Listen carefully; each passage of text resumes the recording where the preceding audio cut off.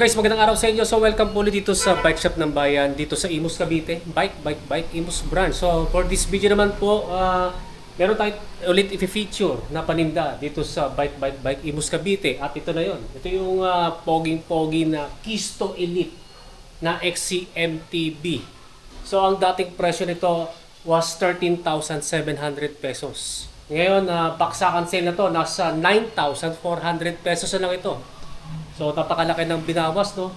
Yan, so i-check natin itong specifications nitong poging-pogi na Kisto Elite na XCMTB. Yan, mag-start muna tayo sa XC Harting Mountain Bike Frame na yun nga, Kisto Elite. Kita-kita natin na glossy, makintab na makintab. Na color black tsaka blue, no? Aluminum 6061, pang 29er naman ito. Yan, 29er. Then, particular size nito, size medium or size 16. 16 inches dito sa seat tube. Then, 570 mm or 57 cm sa top tube. Then, ano na to? Tapered yung head tube. Then, sa cable routing, yan sa FD tsaka sa RD internal.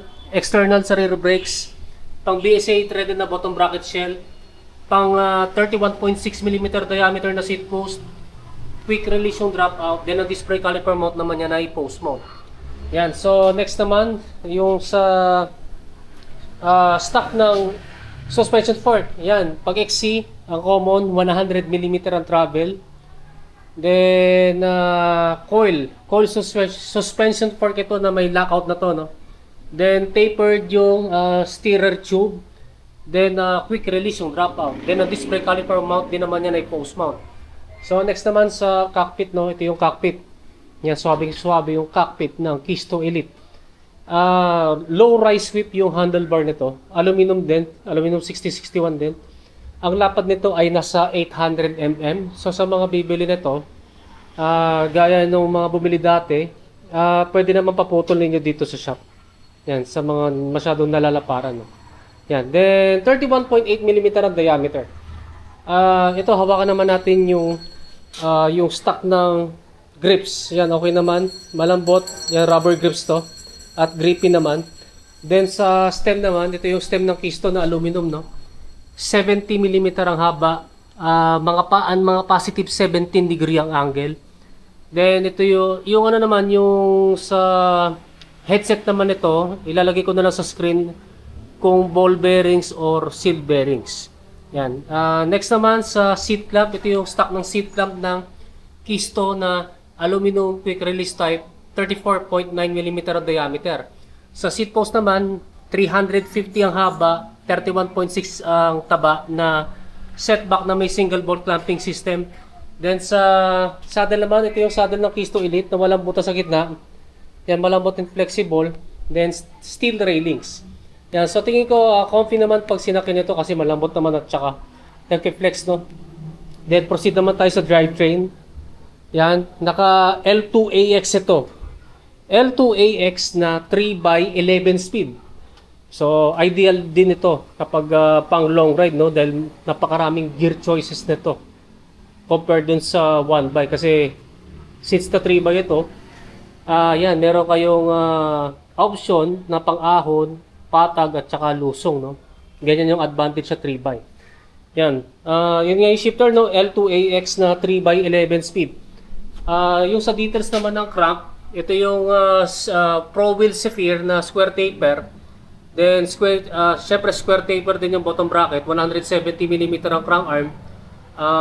Tingin ko 104 BC dito. Then mga chain rings nito ay 42, 32, 22. Yan. Then sa RD naman, L2AX din. Yan. Na yan, clamp, high clamp na down pull or bottom swing, no. Then sa pedals naman, ito yung stock ng pedals ng Kisto Elite. Sa chain naman, ito yung chain na KMC X11 na 11 speed. Then sa MTB cassette sprocket naman, malamang sugek din to eh. Tingnan natin yung ano, yun nga, sugek nga, no? Yan, sugek na 1130-60. Yan, 1130-60 na 11 speed. Then next naman sa RD, yan, L2AX. L2AX na 11 speed, no? So ito yung sa drivetrain, itong Kisto Elite. Sa wheelset naman, ito yung gulong, no? CST all-terrains na 29 by 2.1 na wire bead.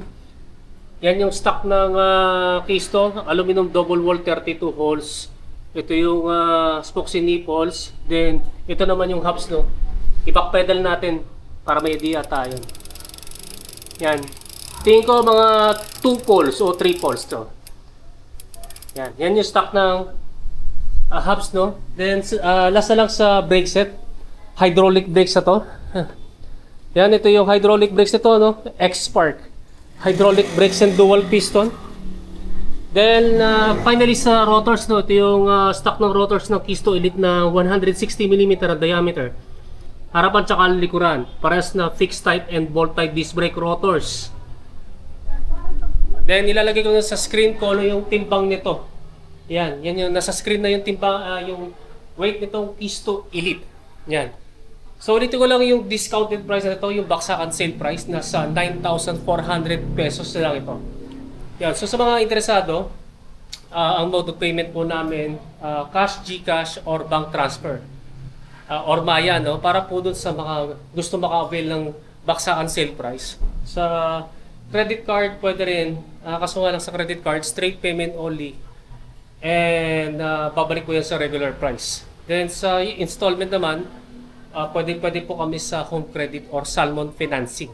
Yan, so that's it dito sa poging-pogi na Kisto Elite na XCMTB.